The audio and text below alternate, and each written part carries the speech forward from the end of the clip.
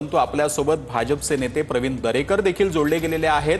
खरं म्हणजे माणिकराव कोकाटेंचं खातं बदलण्यात आलेलं आहे। माणिकराव कोकाटेंनी जे काही त्यांचा रमीचा व्हिडिओ होता तो त्यांना भोवल्याचं इथं पाहायला मिळतंय। काय अधिक सांगाल? नाही, मला वाटतं सरकारने शेतकऱ्यांच्या जनभावनांचा आदर केलेला या ठिकाणी दिसतोय।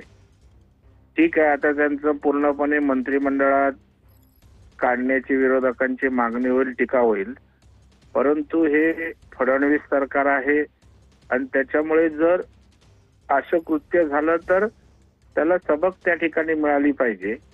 मग काही अंशी का होईना, अंशता का होईना, आणि तशा प्रकारचं सुतोवाची त्यांनी केलं होतं की झालेली गोष्ट भूषणावं नाहीये।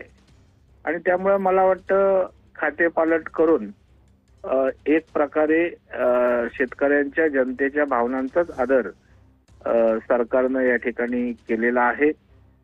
आता त्यांना दुसरं खातं दिलेलं आहे, मंत्रिमंडळात त्यांना ठेवलेलंही वस्तुस्थिती आहे, परंतु शेवटी कृषी खात्यावरून एक राज्यातलं महत्वाचं प्रमुख खातं होतं आणि ते बदलणं हा पण मोठा निर्णय आहे।